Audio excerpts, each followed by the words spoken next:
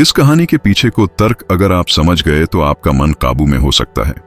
पहली बार जब इस कहानी को मैंने पढ़ा तो मुझे इसका तर्क समझ नहीं आया, लेकिन इसका भाव प्रेरणादायी है। एक बार महात्मा बुद्ध किसी नगर से गुजर रहे थे।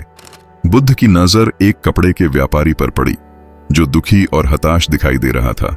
बुद्ध चलकर उनके पास गए और पूछा कि हे भंते, तुम इतने उदास क्यों हो? अगर तुम मुझे अपनी चिंता का विषय बताओ तो मैं तुम्हारी कुछ मदद कर सकता हूं। कपड़े के व्यापारी ने बुद्ध को प्रणाम किया और उनको अंदर बुलाया। उस व्यापारी ने कहा कि जब से मेरी पत्नी की मृत्यु हुई है तब से मेरे घर पर मेरे छोटे बेटे की देखभाल वाला कोई नहीं है, इसलिए मैं हमेशा इसको अपनी दुकान पर लेकर आ जाता हूं। लेकिन मेरी दुकान पर आने वाले हर ग्राहक की पगड़ी को उछालकर फेंक देता है, कभी कभी उनका झोला उठाकर बाहर फेंक देता है। मैंने इसको बहुत समझाया, डांटा, लेकिन यह नहीं समझा। इसकी इस हरकतों की वजह से मेरे सारे ग्राहक खुद को अपमानित मानकर वापस चले जाते हैं। बुद्ध बोले, मैं तुम्हारी सहायता कर सकता हूं, पर तुम मुझे वचन दो कि मैं जो भी करूंगा तुम उसमें दखल अंदाजी नहीं करोगे, ना ही कोई प्रश्न करोगे। व्यापारी बुद्ध को वचन दे देता है।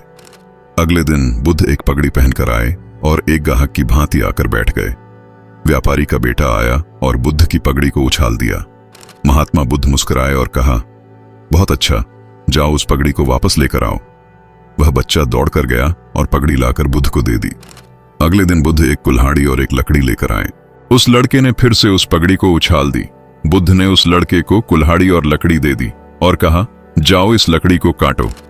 व्यापारी को थोड़ा सा डर लग रहा था कि कहीं उसके लड़के को चोट नहीं आ जाए, लेकिन उसको अपना वचन याद था। 7 दिन तक महात्मा बुद्ध कोई न कोई नया काम लेकर आते और उस लड़के से करवाते। शीघ्र ही वह लड़का भूल गया कि उसको किसी की पगड़ी उछालनी है। व्यापारी बहुत खुश हुआ और बुद्ध को धन्यवाद दिया।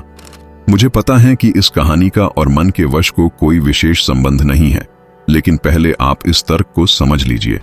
अगर हम अपने मन को अपने हिसाब से काम नहीं करवाएंगे तो मन अपने हिसाब से काम करेगा।